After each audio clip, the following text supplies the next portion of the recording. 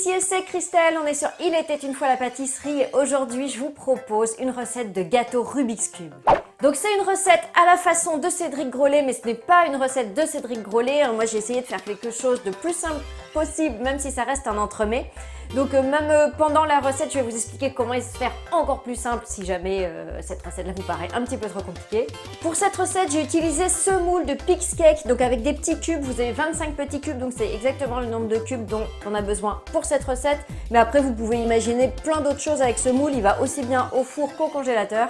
Je vous mets en barre d'infos un lien pour vous procurer le moule et puis aussi un lien vers mon blog où je vous en dis un petit peu plus. C'est parti pour la recette. On va commencer par la mousse bavaroise, en tout cas par le début, parce qu'il va falloir laisser infuser la vanille dans le lait. On va couper une demi-gousse de vanille en deux, une demi ça suffira. Avec la lame d'un couteau, vous grattez les graines et vous placez le tout, graines plus gousse, dans le lait. Vous faites chauffer, vous portez à petite ébullition et ensuite vous laissez infuser hors du feu. Plus vous laisserez infuser longtemps, plus ça aura le goût de vanille. Donc 30 minutes minimum, 1 heure c'est bien, si vous avez le temps. Même plus. Ensuite, on prend le biscuit Joconde à la noisette. Donc vous allez fouetter ensemble l'œuf, le sucre et la poudre de noisette. Vous fouettez pendant bien 10 minutes à puissance presque maximale. Il faut incorporer un maximum d'air. Ensuite, vous tamisez la farine directement dans la préparation. Vous mélangez.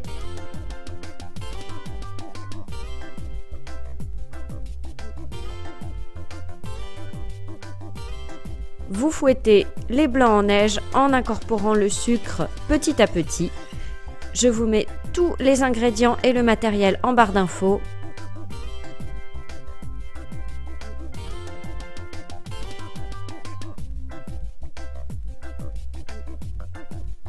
On va incorporer donc cette meringue dans notre préparation de biscuit Joconde. Donc vous ajoutez tout doucement avec une maryse pour ne pas casser les blancs. Et vous ajoutez ensuite le beurre fondu. Vous mélangez toujours délicatement. Le biscuit Joconde, c'est un biscuit qui est vraiment super moelleux. Vous versez le tout sur une plaque. Alors, moi j'ai fait une plus grande quantité. Vous aurez la moitié environ de ma quantité. J'en ai fait trop pour être sûre. Mais avec la moitié, ce sera largement suffisant. Donc vous aurez, une demi-plaque, suivant mes indications. Vous enfournez. On reprend notre mousse bavaroise. Donc vous placez la gélatine dans un bol d'eau froide. Vous allez fouetter ensemble les jaunes d'œufs et le sucre avec un fouet à main. Ça suffira. Il faut que le mélange blanchisse. Là, vous ajoutez progressivement le lait qu'on a fait infuser tout à l'heure. Donc, vous retirez bien la gousse de vanille. Je l'ai ajouté en 3 fois. Le tout, c'est d'y aller doucement pour ne pas avoir de grumeaux.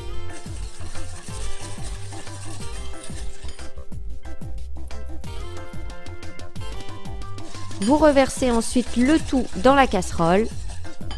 Et on va faire chauffer. En fait, la mousse bavaroise, c'est tout simplement une crème anglaise qu'on colle avec de la gélatine et à laquelle on rajoute de la crème fouettée. Donc vous faites chauffer. Donc il ne faut surtout pas dépasser les 84 degrés. Donc moi j'arrête à 82 pour être sûre, parce que de toute façon ça continue d'augmenter un petit peu hors du feu. Vous ajoutez hors du feu la gélatine essorée. Vous mélangez, vous laissez revenir à environ 30 degrés, température ambiante, un petit peu plus que la température ambiante. On récupère notre biscuit Joconde. Donc on enlève le papier sulfu qui est en dessous.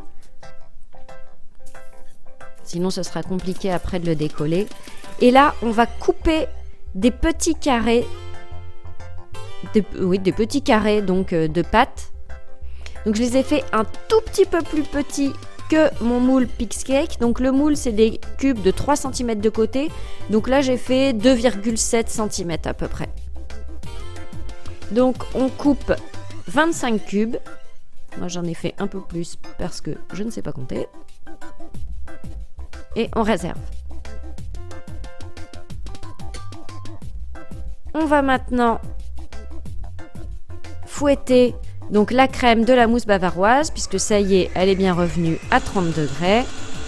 Donc vous la fouettez pendant 10 minutes environ, en augmentant progressivement la vitesse jusqu'à avoir donc une crème assez épaisse qui se tienne. Et donc vous en ajoutez une bonne cuillère à soupe dans la préparation de la bavaroise et ensuite vous versez le tout directement dans la cuve et là vous incorporez la crème délicatement avec une maryse.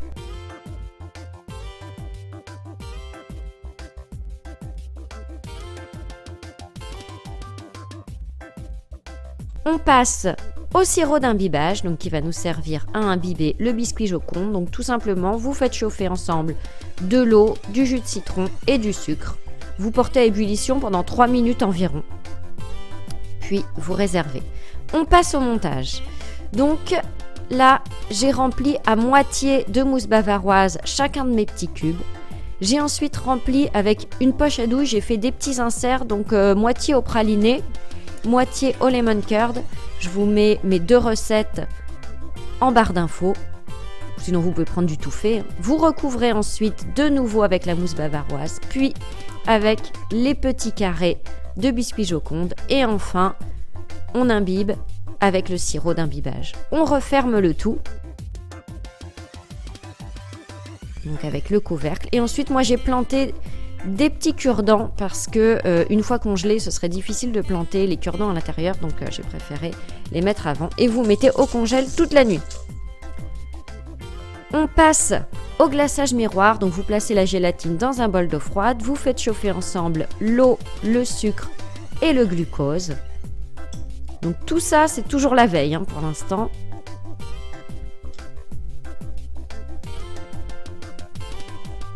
Quand vous êtes à ébullition, vous retirez du feu et vous ajoutez la gélatine essorée. Vous versez le chocolat blanc et vous mélangez. Il va fondre tout seul dans la casserole. Ensuite, on ajoute le lait concentré entier et sucré. Puis une pointe de colorant blanc. C'est de l'oxyde de titane. Encore une fois, je vous mets tous les ingrédients et le matériel en barre d'infos. Ensuite, j'ai mixé au mixeur plongeant. Vous allez voir tout à coup, voilà, le colorant fait son effet. Ça change tout. Et ensuite, pour éviter les bulles d'air, j'ai filtré donc mon glaçage tout simplement dans une passoire. Et vous réservez au réfrigérateur, donc jusqu'au lendemain.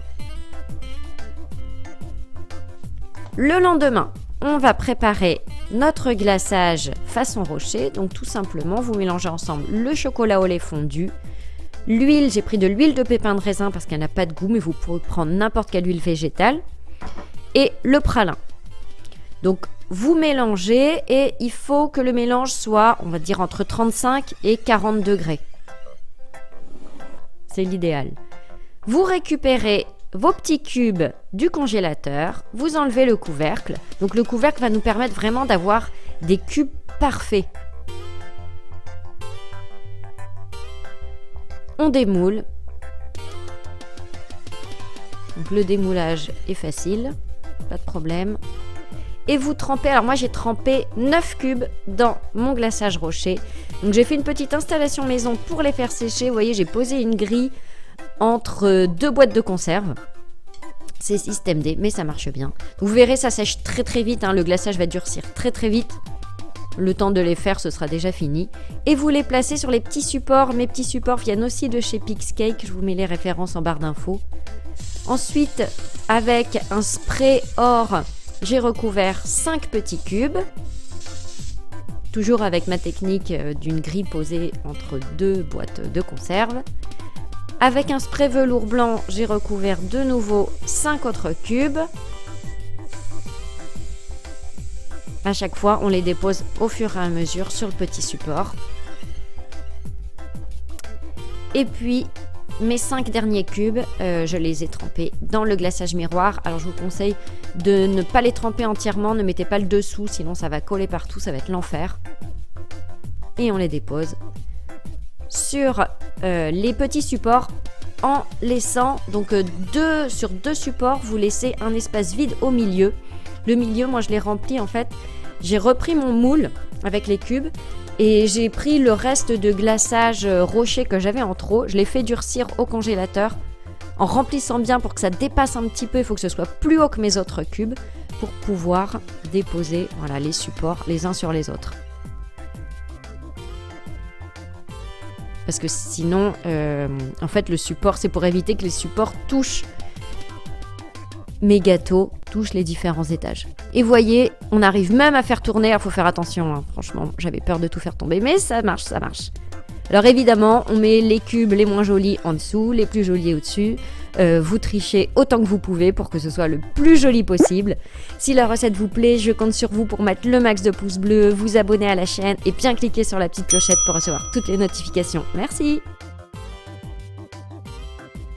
La recette est terminée, j'espère qu'elle vous a plu.